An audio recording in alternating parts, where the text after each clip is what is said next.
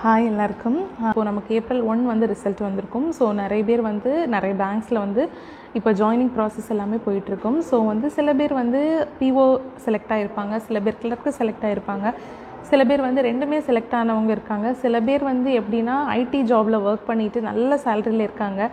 அவங்க வந்து பேங்கிங் வந்து ஷிஃப்ட் ஆகலாமான்னு கேட்குறாங்க. தென் ஒரு மெயிலில் என்ன சொல்லியிருக்காங்க அப்படின்னா, பேங்கிங் வந்து ரொம்ப ப்ரெஷராக இருக்கும்னு சொல்கிறாங்க. மார்னிங் ஸ்டார்ட் பண்ணி நைட்டு ஒரு 8 o'clock 9 o'clock அந்த மாதிரி வரைக்கும் போகுங்கிறாங்க. சேல்ஸ் டார்கெட் இருக்குங்கிறாங்க, ரொம்ப ப்ரெஷராக இருக்குங்கிறாங்க. அப்படின்னெல்லாம் கேட்டிருந்தாங்க.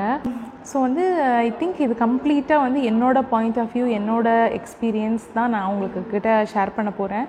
ஸோ இதில் உங்களுக்கு வந்து ஏதாவது பாயிண்ட்ஸ் வந்து யூஸ்ஃபுல்லாக இருந்துச்சு அப்படின்னா நீங்கள் எடுத்துக்கோங்க. ஸோ இது கம்ப்ளீட்டாக வந்து இண்டிவிஜுவல் பேஷன் அப்படின்னு தான் நான் சொல்லுவேன். ஸோ எனக்கு வந்து ஸ்டார்டிங்லேருந்தே நான் பேங்க் எக்ஸாமில் வந்து கொஞ்சம் இன்ட்ரெஸ்ட் இருந்துச்சு. பேங்கிங் போகணுங்கிற ஒரு பேஷன் இருந்ததுனால நான் வந்து ஜாயின் பண்ணிட்டேன். அண்டு சில பேருக்கு வந்து அப்படி இருக்காது, ஃபேமிலி சிச்சுவேஷன் இந்த மாதிரி நிறைய ரீசன்ஸ் வந்து இருக்கும்.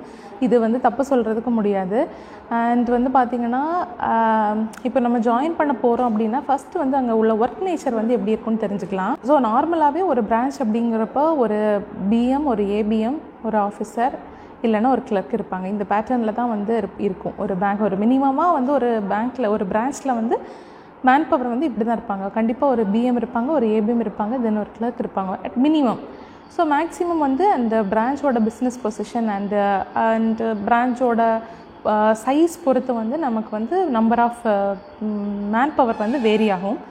இப்போது நார்மலாக நான் சொல்கிறேன், ரொம்ப டீட்டெயிலாக நம்ம போக வேண்டாம். இது whether it is private sector or public sector வந்து காமனான ஒர்க் நேச்சர் எப்படி இருக்கும்.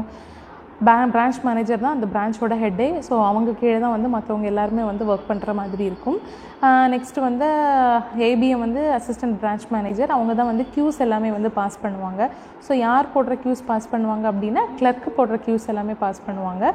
ஸோ ஃபர்ஸ்ட் வந்து கிளர்க்லேயுமே வந்து மேபி அந்த பிரான்ச்சஸோட நான் சொன்ன மாதிரி சைஸ் பொறுத்து வந்து கிளர்க்கோட ரோல் வந்து வேரி ஆகலாம். கஸ்டமர் சப்போர்ட்டுக்காக கிளர்க் இருக்கலாம், அக்கௌண்ட் ஓப்பனிங், அப்புறம் பாஸ்புக் பிரிண்டிங். இப்போ நிறைய இடத்துல கியாஸ்க் வந்துருச்சு. அதுக்காக அந்த கியாஸ்க் பண்ணுற வேலைக்காக ஒரு கிளர்க் வந்திருக்கிறது இப்போ நிறைய பிரான்ச்சஸில் எல்லாமே மாறிடுச்சு, நிறைய பேங்க்ஸில் மாறிடுச்சு. ஸோ வந்து என்ன சொல்கிறது, account opening, passbook printing and வந்து customer support, jewel account opening, இந்த மாதிரி வந்து ஒர்க் எல்லாமே வந்து அண்டு நெஃப்ட் ஆர்டிஜிஎஸ்க்கான ட்ரான்ஸ்ஃபர், பல்க்கு ட்ரான்ஸ்ஃபர், இந்த மாதிரியான ஒர்க் எல்லாமே வந்து கிளர்க் பார்ப்பாங்க. அண்டு சம்டைம்ஸ் வந்து லோன்ஸ் கிளர்க்கும் இருப்பாங்க. டாக்குமெண்ட் ஃபில் பண்ணுறது, இந்த வேறு கம்ப்ளைண்ட்ஸ் பார்ட்டை ஃபில் பண்ணுறது, இந்த மாதிரியான ஒர்க் இருக்கும். தென் ஒரு கிளர்க் வந்து கேஷில் இருப்பாங்க, கேஷியர். ஸோ கவுண்டரில் இருக்க கிளர்க்ஸ் எல்லாருக்குமே வந்து ஜாப் ரொட்டேஷன் இருக்கும். 3 monthsக்கு ஒன்ஸ் வந்து நம்மளுக்கு சீட்டு வந்து சேஞ்ச் ஆகிட்டே தான் இருக்கும். அண்டு ஆஃபீஸர் பார்த்திங்கன்னா வந்து ஏபிஎம், அவங்க தான் வந்து என்ன சொல்கிறது, எல்லாரையுமே எல்லா மேன் பவர்க்குமே வந்து கொஞ்சம் மேனேஜ் பண்ணுற மாதிரி இருக்கும். அண்ட் வந்து இன்னொரு அடிஷ்னலாக போக லோன் ஆஃபீஸர் வந்து என்ன ஒர்க் பார்ப்பாங்க அப்படின்னா லோன்ஸ் ஒர்க் பார்ப்பாங்க. ஏடிஎம் ஆஃபீஸர் இருப்பாங்க, ஏடிஎம் பிஎன்எல் உள்ள ஒர்க்ஸ் எல்லாமே வந்து பார்ப்பாங்க. ஜுவல்லுக்குன்னு ஒரு ஆஃபீஸர் இருப்பாங்க. ஸோ ஜுவல் பேக்கெட்ஸ் எல்லாம் எவ்வளோ கவுண்டிங் கரெக்டாக இருக்குது அப்படி பார்ப்பாங்க. இது போக வந்து பேங்க்ஸில் வந்து தேர்ட் பார்ட்டி ப்ராடக்ட்ஸ், ஃபினான்ஷியல் இன்க்ளூஷன்ஸ்க்கான ப்ராடக்ட்ஸ் சேல் பண்ணுற மாதிரி இருக்கும். பேங்க்கோட இண்டிவிஜுவல் ப்ராடக்ட்ஸ் சேல் பண்ணுற மாதிரி இருக்கும். ஸோ இதுதான் வந்து நார்மலாக ஒரு ஒர்க் நேச்சர் அப்படிங்கிறது.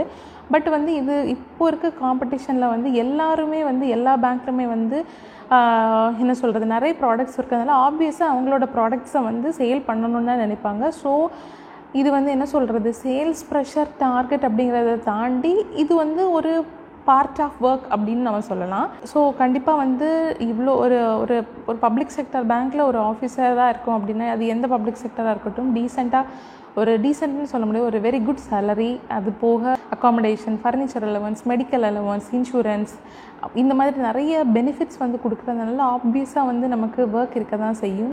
ப்ரெஷர் இல்லாத ஜாபுங்கிறது இங்கே எதுவுமே கிடையாதுன்னு தான் நான் நினைக்கிறேன் இப்போ இருக்க சிச்சுவேஷனில். மேபி முன்னாடி ஒரு 10-15 years பேக் வந்து சிச்சுவேஷன்ஸ் வேறு மாதிரி இருந்திருக்கலாம். இந்த ஜாப் போனால் ப்ரெஷர் இல்லாமல் இருக்கும், 9 to 5 ஜாப் மாதிரி இருக்கும் அப்படின்னு நம்ம சொல்லலாம். பட் இந்த ப்ரெசன்ட் சிச்சுவேஷனில் எந்த ஜாபாக இருந்தாலுமே வந்து கண்டிப்பாக ப்ரெஷர் வந்து இருக்க தான் செய்யுது எல்லா ஜாபுக்குமே. நான் வந்து மெஜாரிட்டியாக உள்ள விஷயங்கள் தான் நான் சொல்கிறேன். வந்து நம்ம ஒர்க் பண்ணுற பேங்க்கில் அவங்களோட ப்ராடக்ட்டை வந்து நம்ம கஸ்டமர்கிட்ட ரீச் பண்ண தான் செய்தாகணும். அது நம்மளோட வேலை. ஸோ அதுக்காக வந்து டார்கெட்ஸ் வந்து இருக்கும். கிளர்க்காக போகலாமா, ஆஃபீஸராக போகலாம். இப்போ வந்து இந்த ஒர்க் வந்து பார்த்திங்கன்னா கிளர்க், ஆஃபீஸர் யாருக்காக இருந்தாலுமே இருக்குது. எல்லாருமே வந்து டீம் ஒர்க் பண்ணி தான் வந்து அந்த பேங்க்கோட பேங்க் ஆர் பிரான்ச்சோட பிஸ்னஸ் பொசிஷனை வந்து இம்ப்ரூவ் பண்ணுவாங்க. சேல்ஸ், டார்கெட், ப்ரெஷர் இது வந்து ஆஃபீஸருக்கு இல்லை, கிளர்க்குக்கு இருக்குது அப்படி நான் சொல்லவே இல்லை. எல்லாருமே வந்து டீம் ஒர்க் பண்ணி தான் ஆகணும். நெக்ஸ்ட்டு வந்து ஆஃபீஸராக போகலாமா, கிளர்க்காக போகலாமா, எது பெஸ்ட்டு? நான் வந்து எனக்கு குழந்தை இருக்குது, இந்த மாதிரி யோசிச்சிங்க அப்படின்னா, இப்போ நார்மலாக ஒர்க் நேச்சர் சொல்கிறேன். இப்போ கிளர்க் அப்படின்னா 10 to 5 ஜாப் மேபி முன்னாடி இருந்திருக்கலாம். இன்னொன்று, இந்த ஒர்க்கிங் டைம் அப்படிங்கிறது ஃபிக்ஸ்டாக வந்து இப்படி தான் இருக்கும்னு சொல்ல முடியாது. ஒரு பிரான்ச்லேயும் அந்த பிரான்ச்சோட business nature of business and number of customers இதை பேஸ் பண்ணி தான் வந்து நம்மளுக்கு டைமிங் வந்து மாறும். அதனால் டான்னு 5 மணி ஆனோடனே கிளர்க் எல்லாம் போவாங்க, ஆஃபீஸர்ஸ் வந்து இத்தனை மணிக்கு போவாங்க அப்படி கிடையாது. லேட்டாக ஒர்க் பண்ணக்கூடிய கிளர்க்ஸும் வந்து இருக்க தான் செய்கிறாங்க.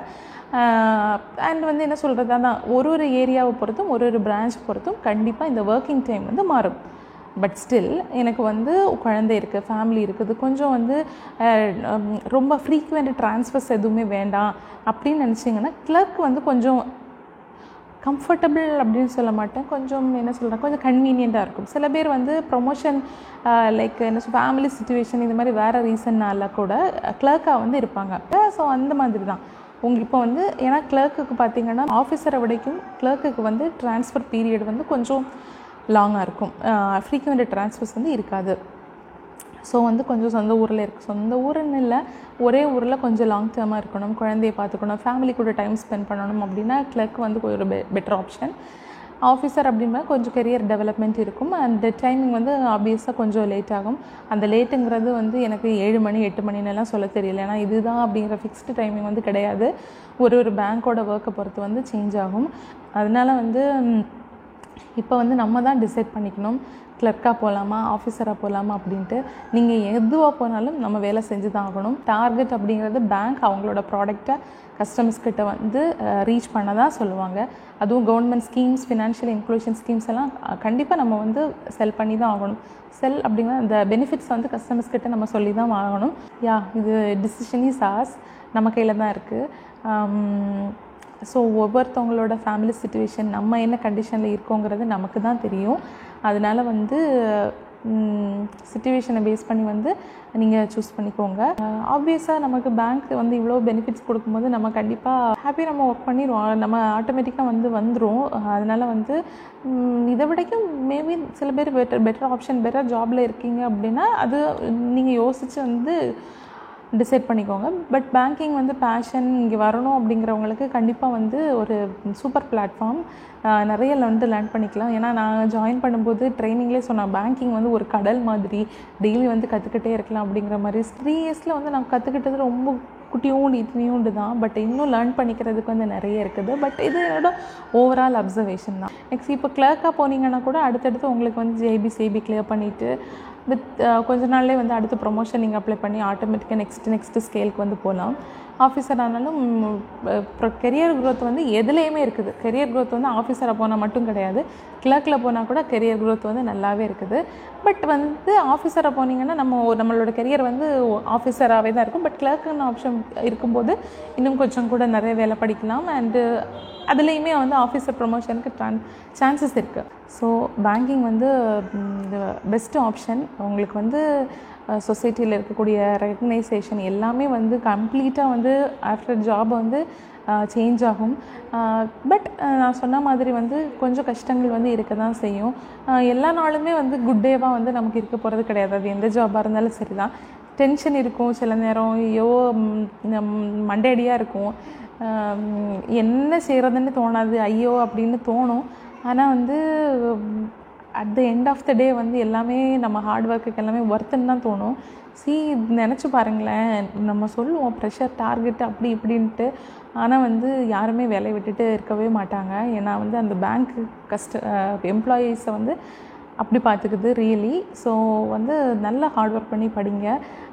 ஃபேமிலி சிச்சுவேஷன் அண்ட் உங்களுக்கு எது இன்ட்ரெஸ்ட்னு கொஞ்சம் யோசித்து அனலைஸ் பண்ணி நீங்கள் ஜாயின் பண்ணிக்கோங்க. பட் எதுனாலுமே வந்து at the end of the day வந்து நம்ம ஒர்க் பண்ண தான் போகிறோம். பெஸ்ட்டாக தான் இருக்கும் கண்டிப்பாக. ஸோ இது உங்களுக்கு ஒரு பெட்டர் ஆப்ஷனாக தான் இருக்கும்.